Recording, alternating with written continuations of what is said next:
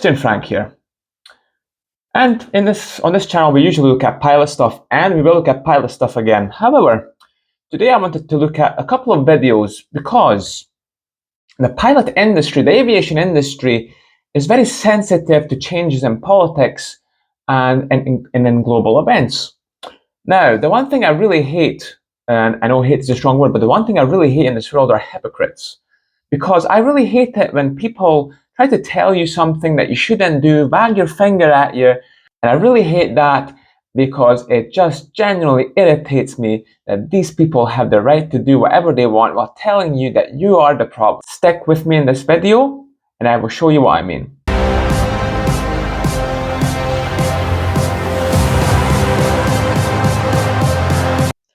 So I have a couple of videos here of big hypocrites, and I would like to comment on them. And look, I'm not a climate activist. I'm not against climate activism. I think it's very important that we take care of our climate on this planet. With that being said, I am not saying that it is people that are doing it, as humankind is impacted by human activity. I'm not saying that it's not impacted by human activity. I'm not saying that it's not important.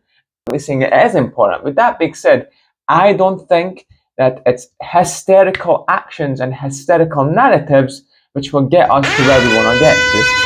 I firmly believe that if you tell people not to do something, they will do it anyway. That is to say that if you're a poor person who's only looking forward to going on a holiday, that is to say that if you're a poor person who only looks forward to going on a holiday once a year to Spain or Greece, and for their daily dose of vitamin D, and then you get told not to do something, then I think that's an issue and you will only put them off. So let's just watch a couple of videos here and see what I'm talking about. So the first video we're going to look at is a radio host in New Zealand or Australia who's going to talk to a climate activist who's going to tell us what we should not be doing. Stick with me. Climate emergency. Have listened. Am I allowed to go to Fiji? Is that necessary? In the current climate crisis, I don't think that that's... So bear in mind, folks, she said in the current climate, we're not supposed to fly anywhere. And the radio host asked, should you go to Fiji? Current climate crisis, I don't think that that's necessary. When was the last time you were on a plane? I'm not sure, maybe a few months ago, to be honest. Where'd you go? Fiji. Izzy! What did he say?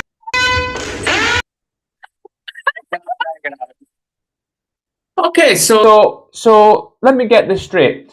We should not be able to fly anywhere, but then she can fly to Fiji. Now, granted, she's flying from New Zealand or Australia, but that's still a big flight to a place. That's still at least, I think, a 4-hour flight. No, but the problem is you. The problem is pilots. The problem is people who want to fly, who want to get their daily dose of vitamin D, for example, here in the UK to go to Spain or Greece.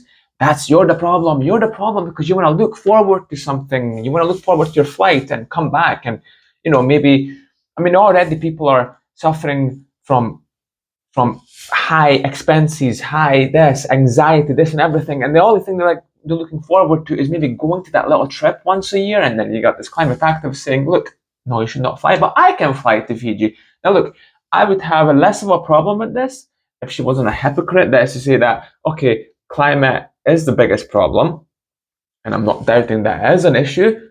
But with that being said, then don't do what you're not supposed to do. And look, I wanted to be a pilot for the last 7 years now, preparing for it, and just someone to tell me that you can't because I am the biggest problem, but then you fly to Fiji, and then you tell the working class that you can go to on a holiday once a year when you fly to Fiji, and it's the same all the time. Let's just take a look at another video, shall we? This is of Justin Trudeau, ex-leader of Canada. In America, apparently. You find it a little odd that I'm having to explain to a member of the NDP how collective bargaining works, but Talking down a member of his own coalition government just demonstrates how arrogant and out of touch this prime minister has become. Today, for example, he'll hop on his private jet and fly off on vacation to hang out with the stars at Canadian taxpayers' expense. All the while, he's putting in place a 41 cent a litre carbon tax. And this is the problem, isn't it? telling people what they should not be doing, what they should be doing. But the fact of the matter is that the aviation sector is constantly influenced by political events, because it's like the aviation industry is essentially a litmus test. Whenever something happens, from an atrocity, an attack, for example, during 9/11, economics, pandemics, climate alarmism, it's the aviation sector that will get first and foremost impacted. So when people start saying, don't fly, don't go here, don't go there, well, Justin Trudeau literally gets on his private jet to go from his living room to his bathroom, I don't find that very fair, because him using a private jet multiple times a month and flying wherever he wants, just him, I would say is far worse than 200 people getting onto a flight now and then to fly from, say, London to Spain. So what's more economical, him having to fly on his own, or with a couple of people to meet the stars, to hang out with his buddies, or 200 people maybe get on a flight once a year so they can decompress and then get back to work? Oh, but we're not supposed to fly because that's bad for the environment. Well, you know something? How many jobs are supported by the holiday sector? How many jobs are supported by tourism? And it's not just aviation, from little hotels, mom and pop's hotels, big hotel chains, restaurants, everything. How many people live off this? Like a place like Croatia and Greece got heavily impacted by shutting down the economy in 2020, 2021.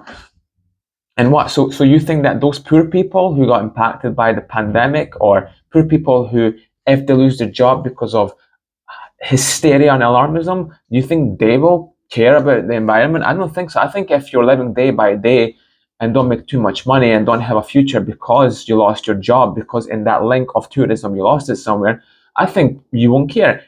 Let's think about this the most practical way possible. If you can't even heat your home, you're going to burn wood. If you can't look out for ethical, say, foods to buy, so you're going to go for, say, something that's a bit more ethical, better for the environment, I don't think you'll care. You're going to buy the cheapest thing going because you lost your job because of hysteria. And that's another thing as well. I don't think any ideology that goes against technological progress will get far. Okay, pause. I don't really think that anything that goes against technology will in the long run survive. People are not going to go from flying a jumbo jet over the Atlantic to going back on massive ships. I mean, yes, there is an allure for massive ships, of course, but then that's a 5-day trip over the Atlantic. People don't want to spend that money going 5 days over the Atlantic unless the point for them is to actually experience 5 days over the Atlantic. They want to fly quick as possible to New York, and if they want to do that, they will. Also, I would say the benefits of the aviation sector far outweighs any possible negatives. Now, of course, by the nature of the job, you're going to have to use cheap fossil fuels. I'm not doubting that. But the global contribution of aviation to greenhouse gases is about 3%, 3.5% of the greenhouse gases. Now, I think the benefits far outweigh the positives. It gives people meetings. They can see new things. They will go back to work happier. They will, even if they have all the problems in the world of how will I see how you have nothing to look forward to, and you find a cheap flight. Again, I'm going to use the people in Britain, Shaz, Baz and Gaz, who work in a low-paid job, and they have one thing to look forward to, one thing to elevate their mind, to say, okay, I have this and this going on in my life, but at least I get to fly away in the sun somewhere. And then they're the problem, while Justin Trudeau and everyone else, and this girl from Fiji tells them that they can't fly, but then they get on the same flight.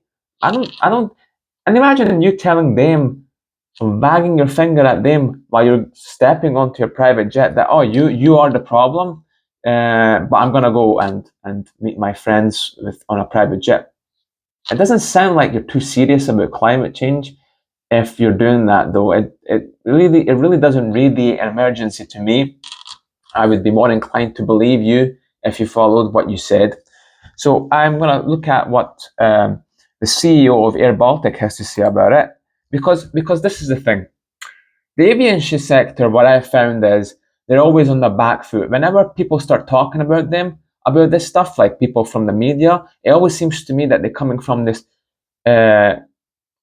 angle of we're sorry for flying. Well, why are we sorry? Aviation is one of the most technologically available things to the public that it connects people really fast, really quick. And I think it shows you this. Even businesses don't want to continue being on Zoom call. Like, remember during the pandemic, people were doing Zoom calls for their meetings. I think business flights are back to where they were before the pandemic.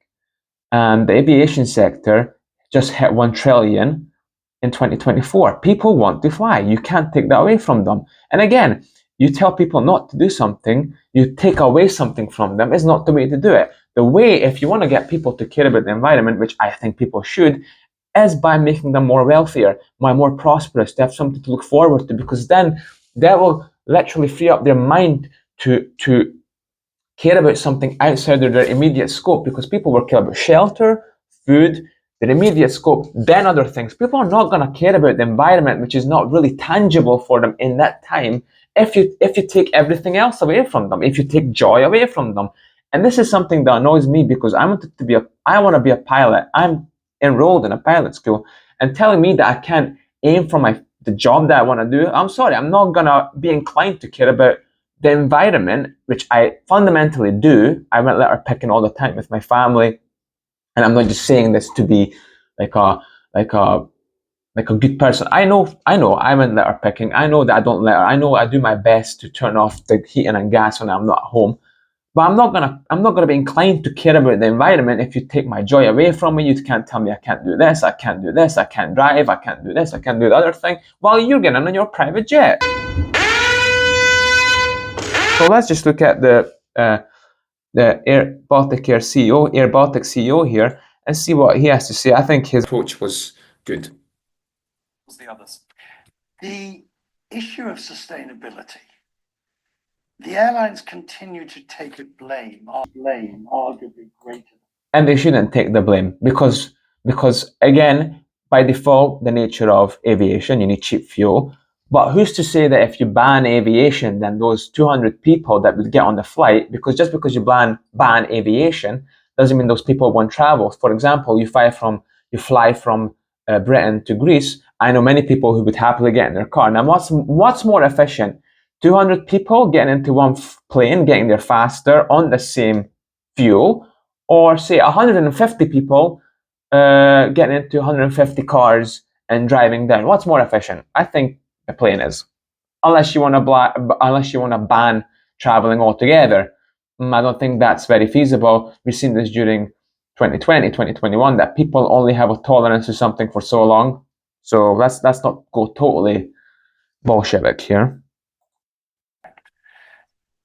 Why is the industry so bad at getting its message across? We had that discussion. Why can we not be as beloved as the people who come on board and like to fly on us?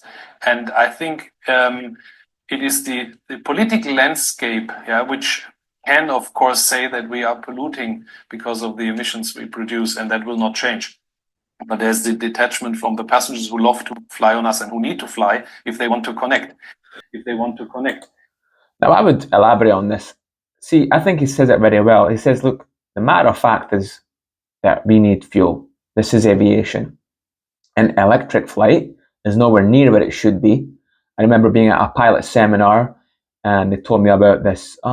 This guy came on stage and was like, oh, we have developed a great aircraft that flies on chargeable batteries. So I thought maybe it's going to take 15 to 20 people. It was a Cessna, okay? 2022, it was a Cessna. It's not where we are.